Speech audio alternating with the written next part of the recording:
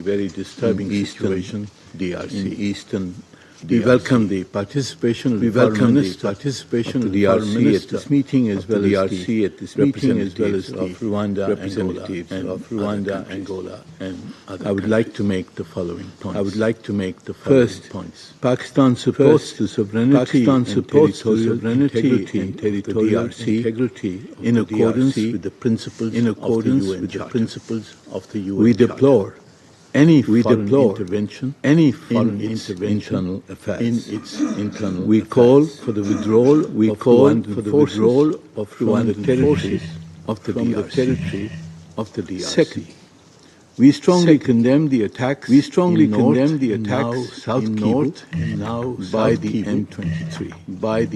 The M23 has captured Sake and encircled Goma, causing sizable civilian casualties, as well as attacking United Nations and African peacekeepers, several of whom have been killed or injured.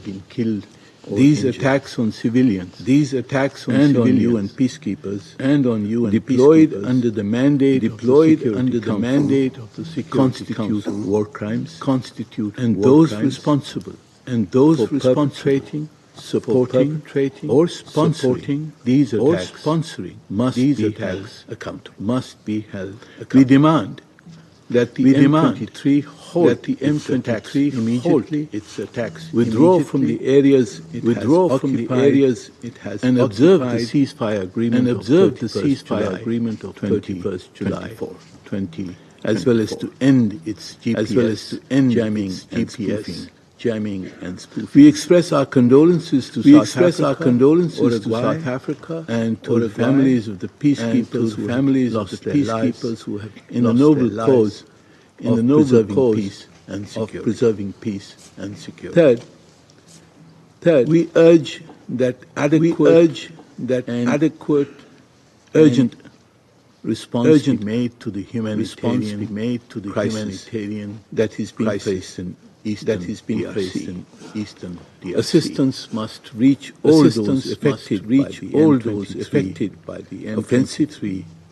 Offensive access must be ensured by all parties, including the M23, to the civilian and others in need of such assistance. Fourth, we admire the bravery of our peacekeepers. At the same time, we urge MONUSCO and the United to take immediate measures to ensure the safety and not only civilians, but also the United Nations and other peacekeeping which are in Eastern DRC. We are particularly concerned for the Pakistani artillery battery located in Sake, adjacent. It is highly exposed and without supporting forces to defend itself against the M23 forces. This unit should be quickly redeployed for the safety of its personnel, its such heavy redeployment and expensive to be done immediately, which must not fall into the hands of the rebels. Redeployment to MONUSCO and DRC support to the DRC. Military strategy done immediately to counter the and while it is still possible, which outnumbers the DRC and the peacekeepers, and has more advanced MONUSCO and DRC must develop an effective military strategy to counter the M23, which outnumbers the DRC, and has more advanced that the withdrawal from South we must ensure the withdrawal of Pakistani Blue Helmets from there and its forces not only in the region, not only within the DRC, but within the DRC itself. I must recall that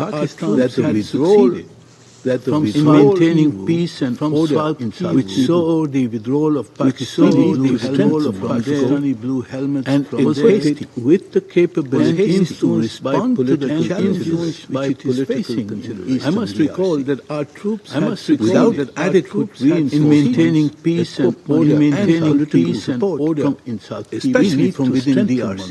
We need to strengthen and the UN with the capabilities to respond to the challenges to implement their challenging mandate assigned to them without adequate reinforcement, and political support from the DRC, especially from within DRC. The UN and other peacekeepers cannot be expected to implement their challenging mandate assigned to them by the Council. 6. We call on the DRC and Rwanda the dialogue under the Luanda process. Ably led on the DRC and Rwanda the dialogue under the Luanda process. This process has made ably led on the DRC. We regret that the 15th December the dialogue under the Luanda process. This process has made ably led on the DRC. We regret that the 15th dialogue, this process Rwandan and the withdrawal of Rwandan forces should be maintained and implemented even as the challenge posed by the M23 is confronted. We also hope that reconciliation within DRC will be achieved through the Nairobi process under the able leadership of former President Kenyatta of Kenya. We extend our full support to the Special Envoy for the Great Lakes region in promoting dialogue to resolve the conflict in eastern DRC. Finally, Mr. President, we urge that the Security Council address the root cause of the conflict in eastern DRC, that is, the illegal exploitation of its natural resources. This requires greater oversight and traceability mechanisms, working in coordination with the DRC government and regional and international partners, and encouraged and supported by the Security Council. I thank you, Mr. President. I thank the representative of Pakistan for the statement. I now give the floor to the representative of the Russian Federation. Mr. President, we are grateful to Jean-Pierre Lacroix and Bintu Keïta and Joyce Msui for their briefings. We welcome the participation in this meeting of the Foreign Minister of the Democratic Republic of the Congo, Teresa Wagner, and the representatives of Rwanda, Angola, South Africa, and Uruguay. Mr. President, we're extremely dismayed by the current escalation by the M23, and we condemn it.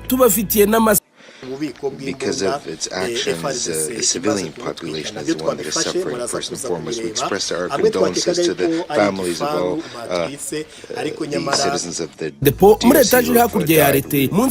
We're forced to witness another wave of IDPs. Their number ibihugu by'iburayi nka Finland, Ubwongereza, Ububiligi, Ubufaransa n'ahandi muri Aziya ndetse n'ibindi. Internally displaced persons and were living in refugee camps in the harshest conditions.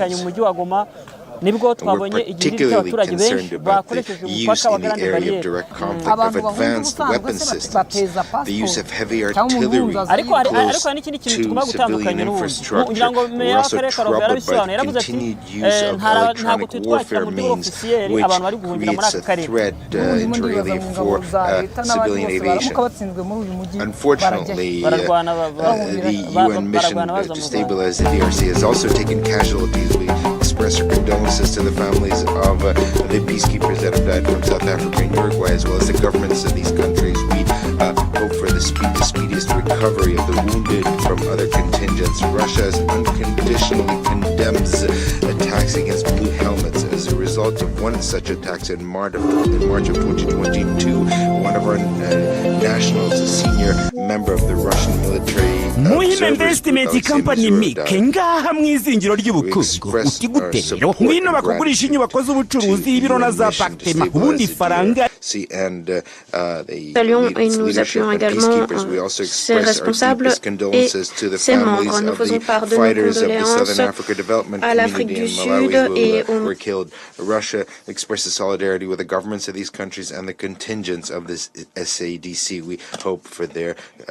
quickest recovery. The current escalation after the breakdown of the Luanda summit at the end of last year is clear evidence of the price that has to be paid when political instruments do not function.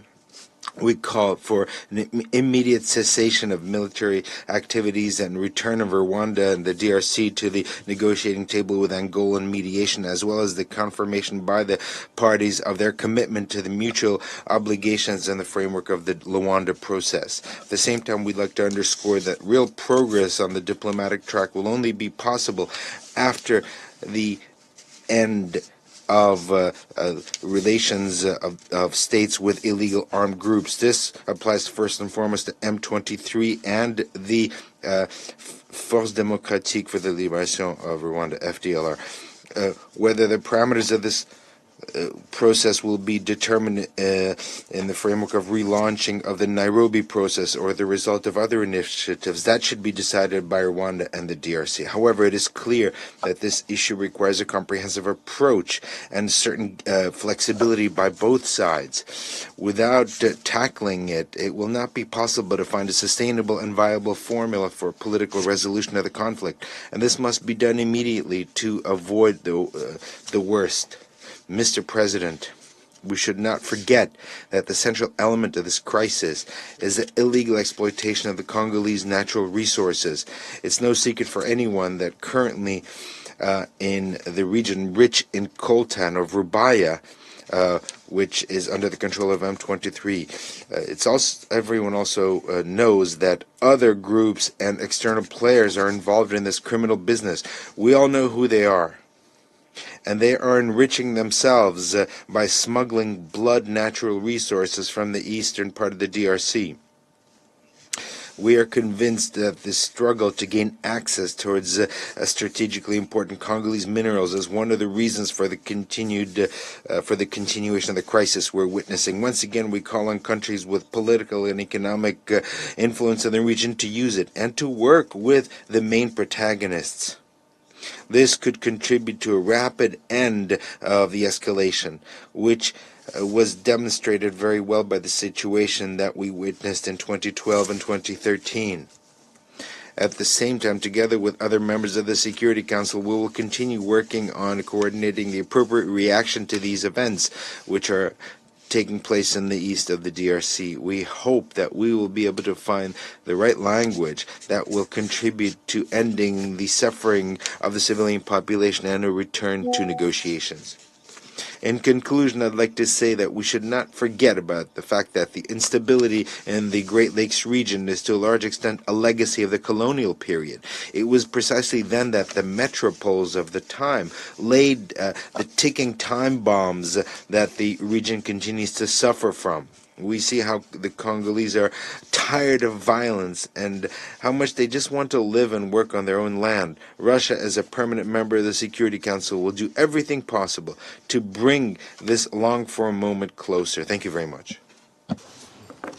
I thank the representative of the Russian Federation. I now give the floor to the representative of Panama.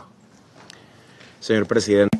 Mr. President, my delegation would like to thank the presidency of this council for making the relevant arrangements to convene this emergency meeting to address the alarming situation in the Democratic Republic of the Congo. We'd also like to welcome the Minister of Foreign Affairs of the Democratic Republic of the Congo.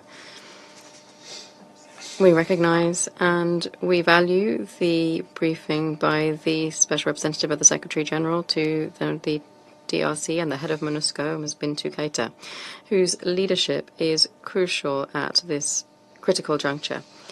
We also convey our solidarity in light of the news that has been conveyed today, which is unacceptable to the Republic of Panama. We also extend our thanks to USG Jean-Pierre Lacroix and ASG Joyce Masuya. We thank them for their valuable contributions in this complex scenario, which has had a direct effect on tens and hundreds of thousands of displaced persons. Panama expresses its deep concern at the escalating conflict in the east of the Democratic Republic of the Congo, marked by the recent advances of the March 23 movement rebel group in North Kivu, which has further worsened the already precarious humanitarian and security situation. The recent 23rd of January offensive has worsened the mass displacement of civilians towards Goma and has caused irreparable harm, including the tragic death of the military governor of North Kivu, Major General Peter Sirimwani.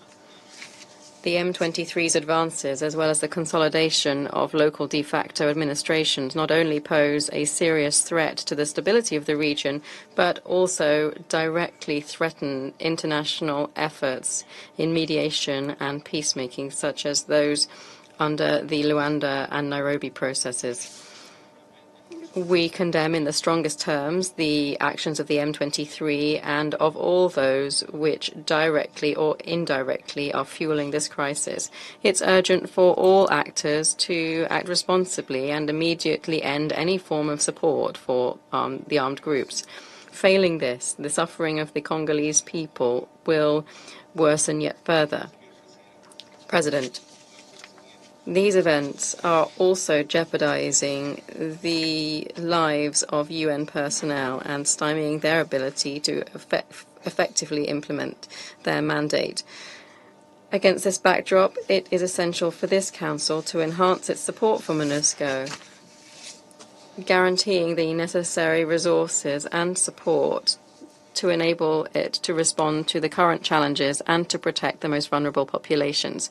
We reject and we roundly condemn the attacks perpetrated on United Nations staff. Furthermore, we deeply regret the tragic loss of lives of blue helmets in the recent clashes during operations in the North Kivu province in the DRC. We express our most heartfelt solidarity and condolences to the governments and peoples of South Africa, Malawi, and Uruguay following these irreparable human losses.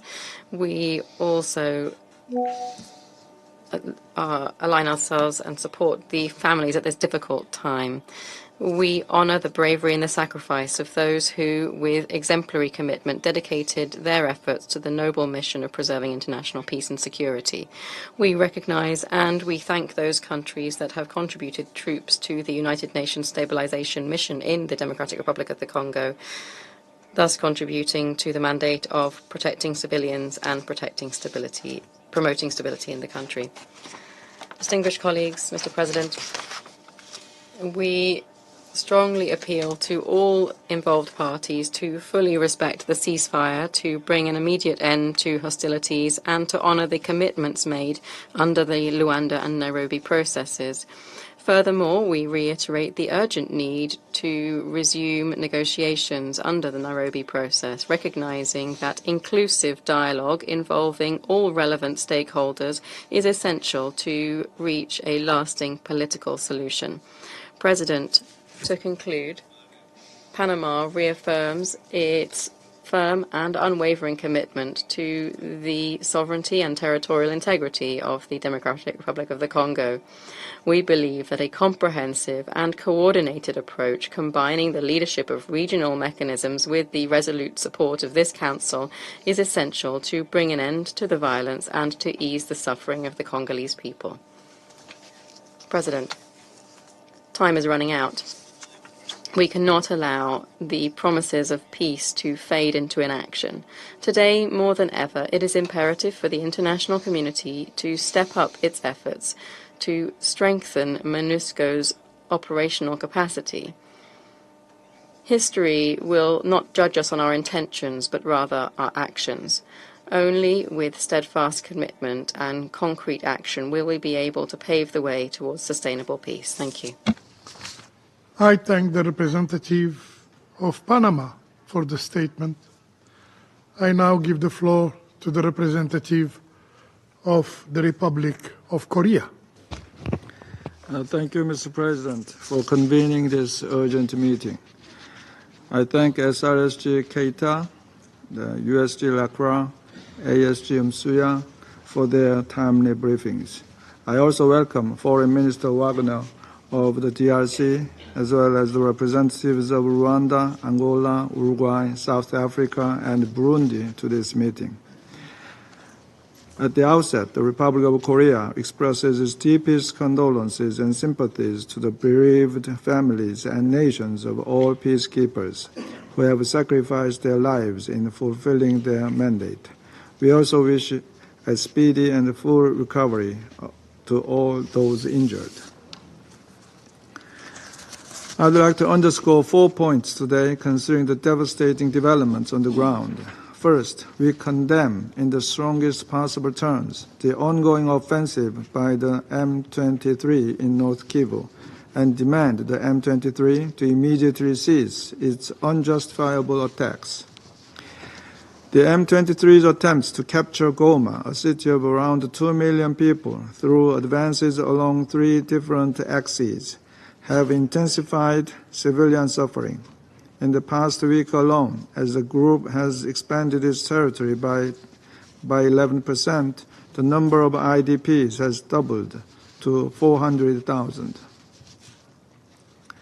These actions clearly violate the ceasefire established under the Luanda process, inevitably provoking retaliatory measures by the FARDC.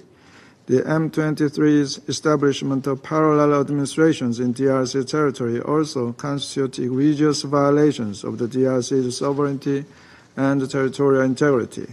These actions must cease immediately. Second, Rwanda must stop all forms of support to the M23, and unauthorized foreign military forces must withdraw from the DRC without delay. Otherwise, consequences will only lead to further violence and instability, not only in eastern DRC, but also in the larger Great Lakes region. Furthermore, the involvement of Burundian and other forces, coupled with the opening of new battlefronts in South Kivu, where MONUSCO has already withdrawn, significantly heightens the risk of this rapidly expanding crisis, escalating into a full-scale regional conflict. Third, the safety and security of peacekeepers must be upheld as a requisite priority in carrying out their mandates.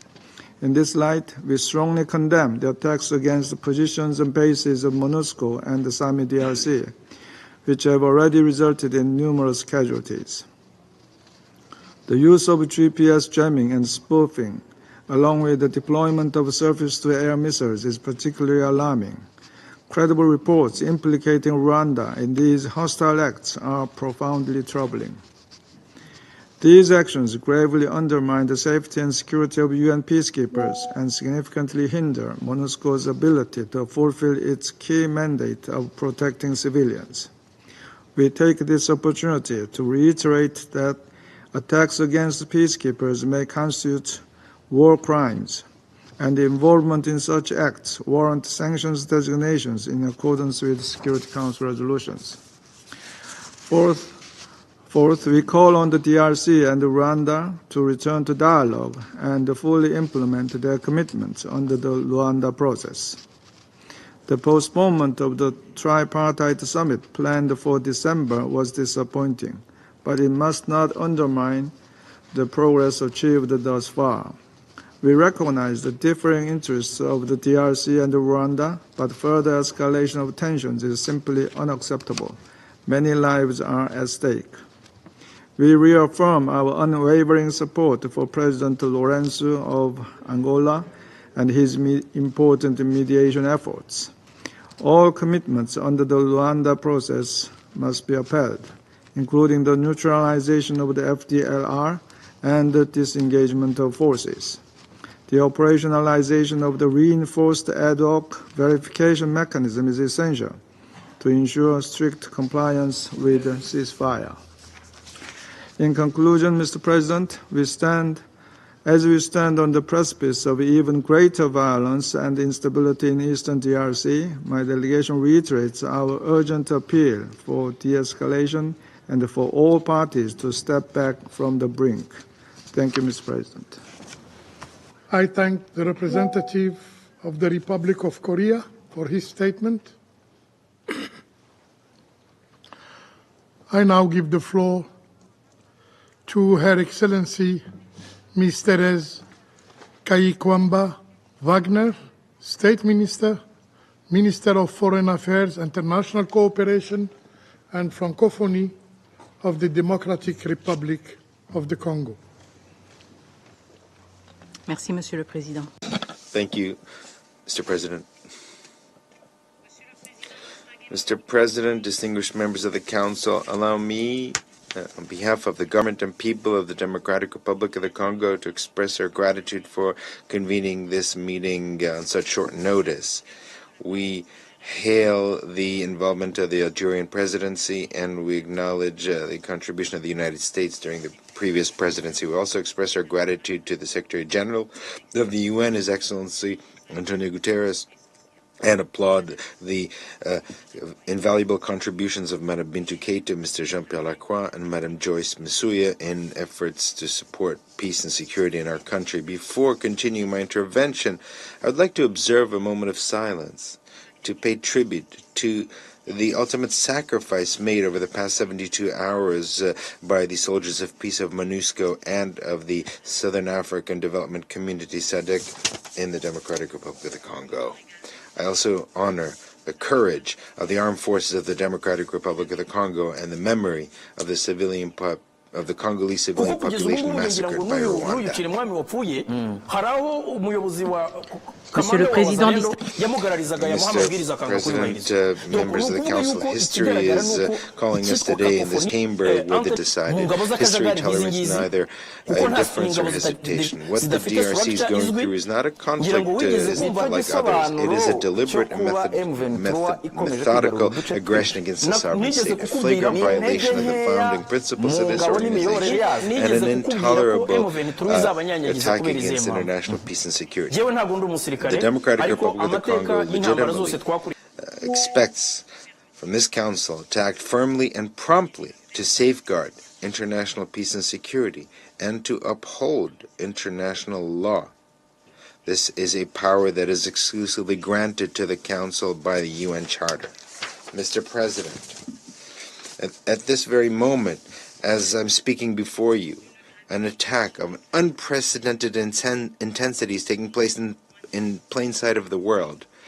Additional Rwandan troops have crossed the boundary markers 12 and 13 of the border crossing between Goma and Gisenyi, penetrating to our territory in broad daylight, in open and deliberate violation of our national sovereignty. It's a frontal aggression, a declaration of war, which to our territory in broad daylight, in open and deliberate violation of our national sovereignty. In Goma, it's a frontal aggression, a declaration of war, which to our territory in broad daylight, in open and deliberate violation of our national sovereignty. In Goma, it's a frontal aggression, a declaration of war, which our territory in broad daylight, in open and deliberate violation of our national sovereignty. In Goma, it's a frontal aggression, a declaration of war, which our territory in broad daylight, in open and deliberate violation of our national sovereignty. In Goma, it's a frontal aggression, a declaration of war, which our territory in broad daylight, in open and deliberate violation of our national sovereignty. In Goma, it's a frontal aggression, a declaration of war, which our daylight, in open and daylight, terror, in Goma, it's a frontal aggression, a declaration of war,